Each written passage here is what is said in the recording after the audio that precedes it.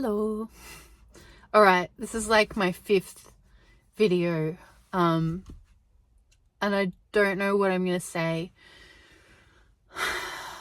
And I think that all my videos have had different topics. I've been talking about wealth and systems and structures that are required to contain or hold wealth, the emotional solar plexus in the body graph being a really great spender of money. It has all the emotional output, but we need to have structures and systems in place to hold that money, or to let the universe know that we are capable of managing money.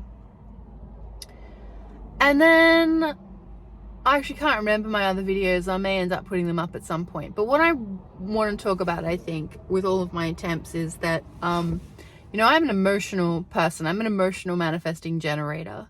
And we go through these kind of wave cycles. And,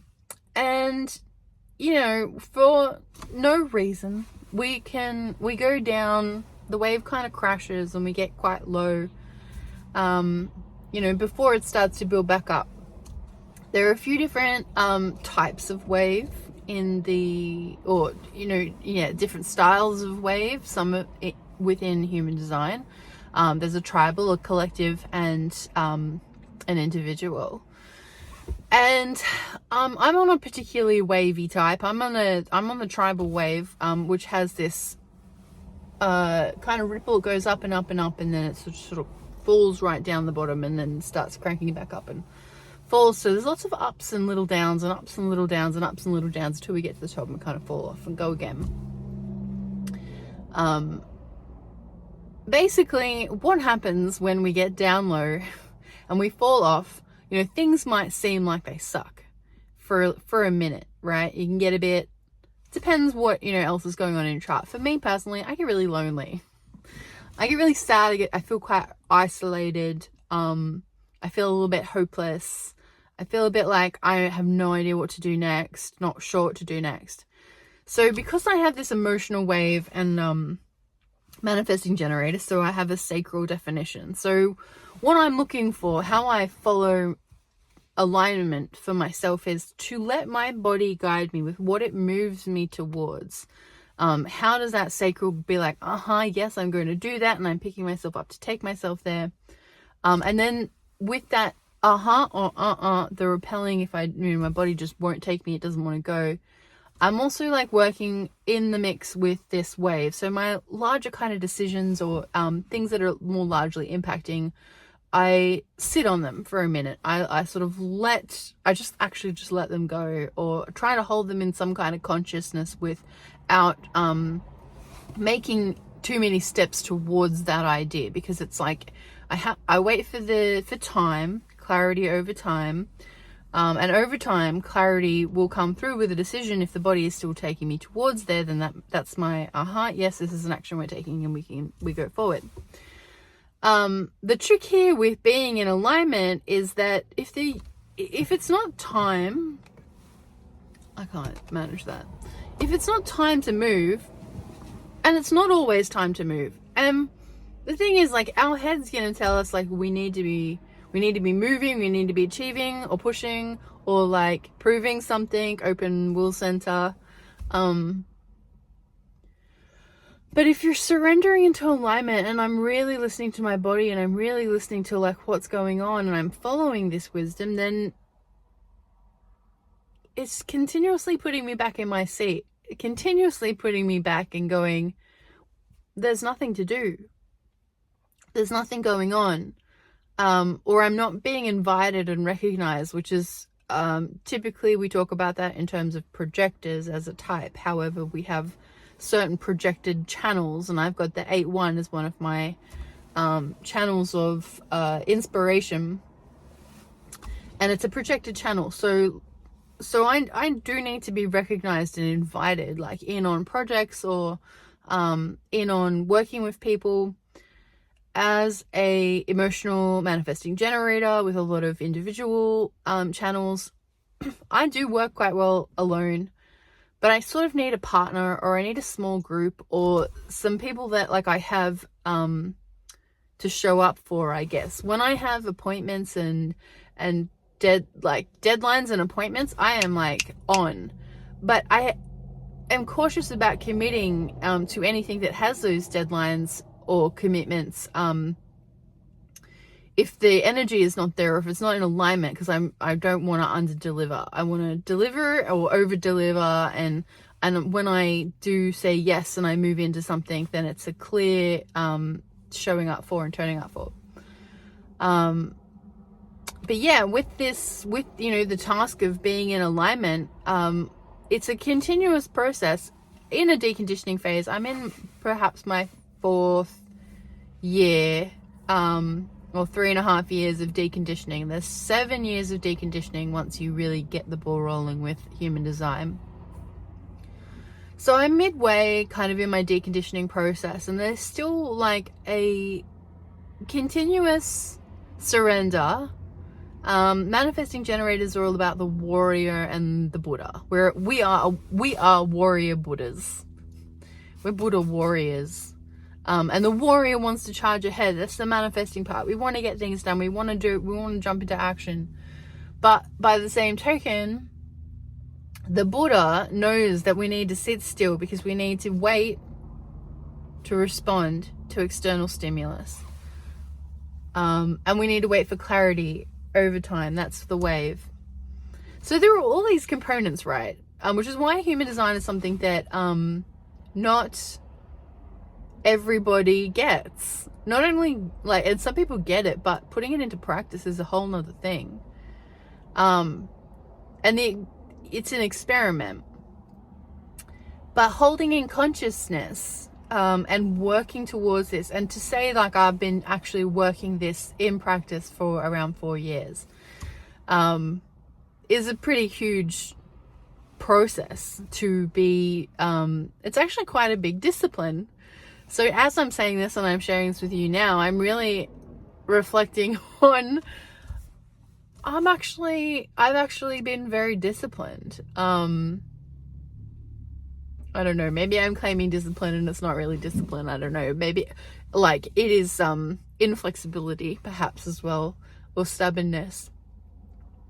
But I want to get where I need to be in life. I want to be where I need to be. I want to be where I should be. I want to be where I selected to be and decided to be. I want to impact and help who I'm here to impact and help. And I also want to enjoy the ride. This place is delicious and delightful, and I'm digressing so many times, but I just want to throw one thing in there, because one of the things that really saddens me and angers me is that there is always such a threat to the peace of the environment.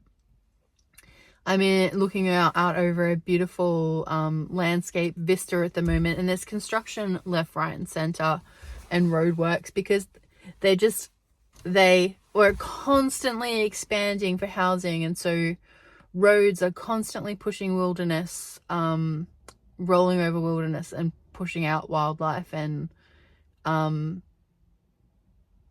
it's inefficient housing, and it's not, particularly nice housing, and it's not built to enhance the human experience, condition of living, and that really, it gives me the irk.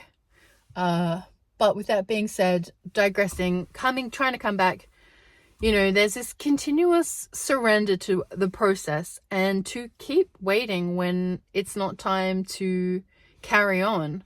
So I'm being pushed back down onto my ass, like at the moment, with, I just have to make do with what I've got. At the moment, I'm doing a lot of painting, I'm doing a lot of art, and I'm using oil paints, and anyone that does anything with oil paints would understand it as it's one of the most expensive mediums you can choose.